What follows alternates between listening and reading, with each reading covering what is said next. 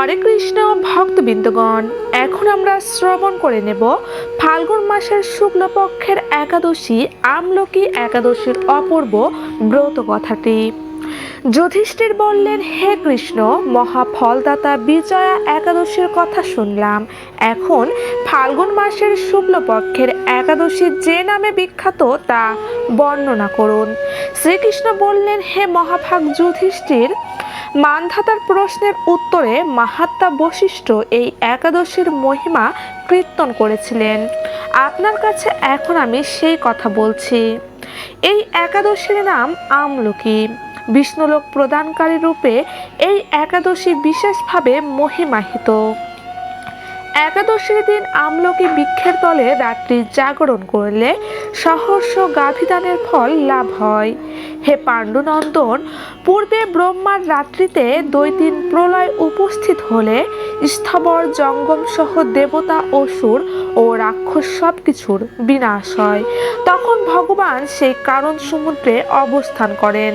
তার মুখপদ্ম থেকে চন্দ্রবর্ণের এক বিন্দু জল ভূমিতে পড়ে। সেই জলবিন্দু থেকে একটি বিশাল আমলকি বৃক্ষ উৎপন্ন হয়। এই বৃক্ষের স্মরণমাত্র গোদানের ফল দর্শনে তাহার দ্বিগুণ এবং এর ফলাভক্ষণে 3 গুণ ফল লাভ হয়।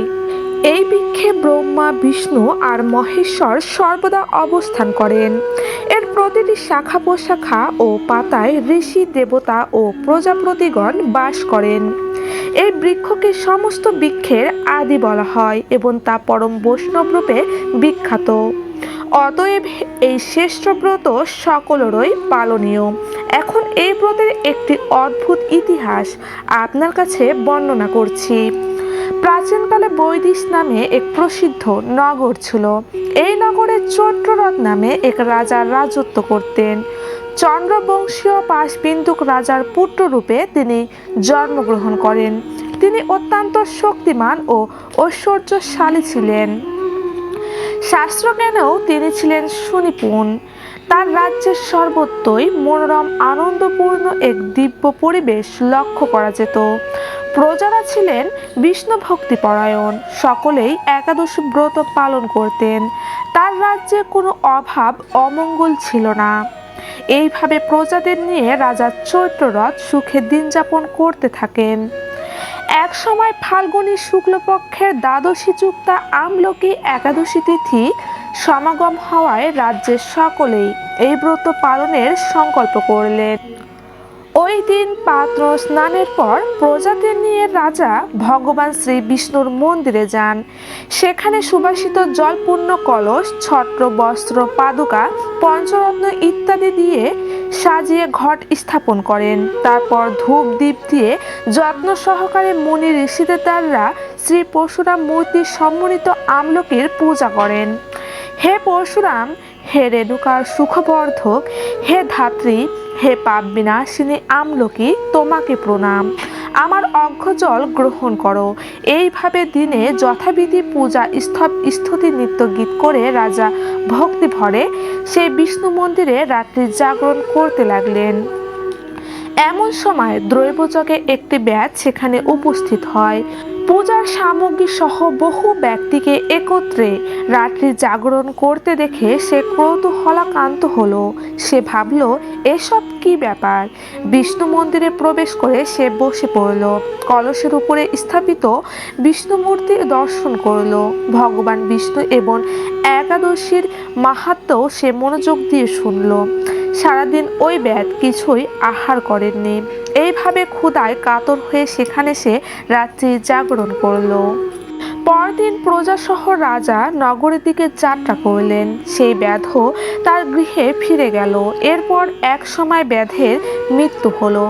একাদশীতে রাত্রি জাগরণ ব্রত প্রভাবে সেই ব্যাধ পরবর্তী জন্মে এক রাজ্যের অধীশ্বর রূপে নিযুক্ত হলো। জয়ন্তী নামে এক নগরী ছিল। সেখানে বিদুরথ নামে এক রাজা বাস করতেন। ওই ব্যাধ বিদুরথ রাজার মহাবলী পুত্র রূপে জন্মগ্রহণ করেন। তার নাম হয় বসুরথ।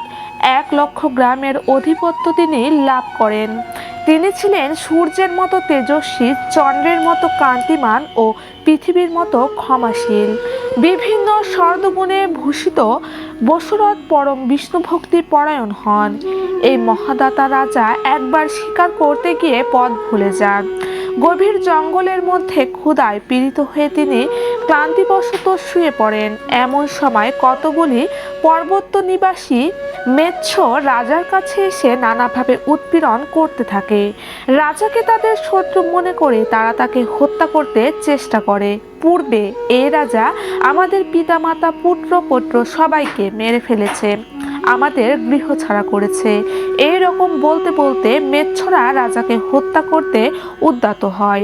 তারা বিভিন্ন অস্ত্র শস্ত্রে তাকে আঘাত করতে থাকে, কিন্তু আশ্চর্যের বিষয় তাদের সকল প্রচেষ্টায় ব্যর্থ হয়। রাজার কোনো ক্ষতি তারা সাধন করতে পারেননি। তখন রাজার শরীর থেকে নানা অলঙ্কারে বিভূষিতা এক পরমা সুন্দরী স্ত্রী মূর্তি আবির্ভূতা হন। মহাশক্তি ধারিণী ওই নারী অল্প সময়ের মধ্যেই সকল পাপী মেচ্ছকে নিধন করেন। রাজার নিদ্রা ভঙ্গ হলো। এই ভয়ানক হত্যাকাণ্ড দেখে রাজা অত্যন্ত বিস্মিত হলেন। তিনি বলতে লাগলেন, আহা, আমার শত্রুদের হত্যা করে কে আমার প্রাণ রক্ষা করলো? এমন কৃপালু কে আছে? আমি তার প্রতি আমার কৃতজ্ঞতা প্রকাশ করছি। এমন সময়ে দ্রৈববাণী হলো, ভগবান কেশব ব্যতীত শরণাগতকে রক্ষা করবার আর কে আছে? তিনি শরণাগত পালক। দ্রৈববাণী শুনে তিনি ভক্তিযুক্ত চিত্রে গৃহে ফিরে এলেন। তারপর প্রজাসহ মহাসুখে ইন্দ্রের মতো নিকৃষ্ট রাজ্য ভোগ করতে লাগলেন।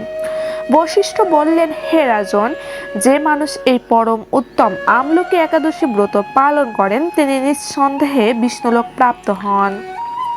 হরে কৃষ্ণ কৃষ্ণ কৃষ্ণ হরে হরে, হরে রাম রাম রাম হরে হরে।